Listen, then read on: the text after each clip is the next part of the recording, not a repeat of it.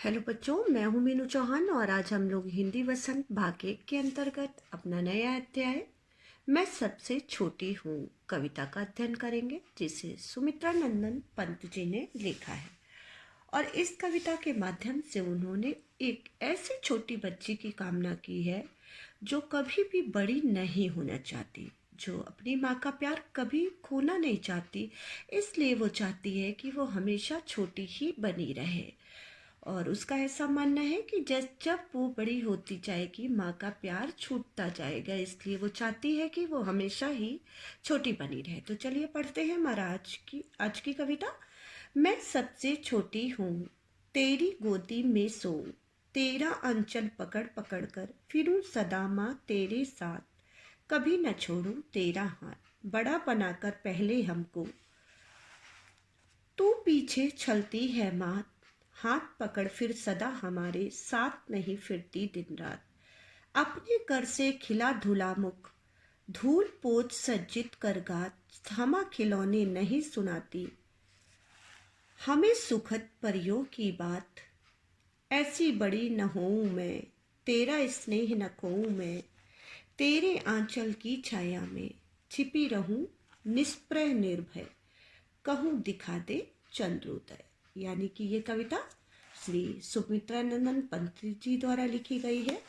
और इस कविता में एक ऐसी छोटी बच्ची की कल्पना की गई है जो कभी बड़ी नहीं होना चाहती। तो चलिए शुरू करते हैं। मैं सबसे छोटी हूँ, तेरी गोदी में सोऊं, तेरा आंचल पकड़ पकड़ कर फिरूं सदा माँ तेरे साथ, कभी न छोड़ूं तेरा हाथ। यानी वह छोटी बच्ची अपनी माँ की सबसे छोटी संतान बनकर रहना चाहती है। और वो ये चाहती है कि सबसे छोटी होगी तो वो अपनी माँ की गोदी में हमेशा सोना चाहती है और माँ का आंचल, माँ का पल्लू पकड़ पकड़ कर हमेशा ही उसके पीछे आगे घूमते रहना चाहती है। वो चाहती है कि माँ का आंचल पकड़ पकड़ कर वे सदा उसके साथ घूमती रहे और कभी भी उसका हाथ माँ के हाथ से ना छूटे। वो ये चाहती है, उसे ऐसा लगता है कि माँ उसे बड़ा बनाकर, यानी उसे ऐसा लगता है कि माँ बच्चों को बड़ा बनाकर उसे छोड़ देती है। इसलिए वो कहती है, बड़ा बनाकर पहले हमको तू पीछे चलती है मात, हाथ पकड़ फिर सदा हमारे साथ नहीं फिरती दिन रात। वो ये कह रही है कि जब हम बड़े हो जाते हैं तो माँ हमारे साथ दिन रात हमारा हाथ पकड़ पकड़ कर दिन रात नहीं घूमती और हमारे साथ दिन रात हमारे साथ नहीं घूमती है और हमें और क्या चीज़ नहीं करती है। यानी पहली शिकायत उसको ये है कि जब हम बड़े हो जाते हैं तो माँ हमारे साथ छल करती है, यानी हमें हाथ पकड़कर हमें हमारे साथ कभी नहीं घूमती और अपने कर से खिला धुला मुख, धूल पोंछ सज्जित कर गात, थमा खिलौने नहीं सुनाती हमें सुखद परियों की बात।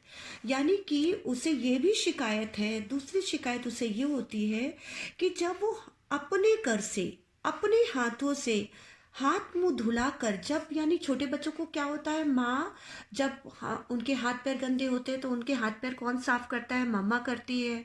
तो यानी जब वो बड़े हो जाते हैं, बाहर से खेल कर आते हैं तो उनके हाथ पैरों को धुलाकर, उनके मुंह को धूल साफ कर उन्हें सजाती भी नहीं है और उन्हें थमा खिलौने नहीं सुनाती। ना तो उन्हें नहला धुला कर सजा कर, ना तो उन्हें खिलौने ही देती है और ना उन्हें परियों की सुंदर कहानियां ही सुनाती है।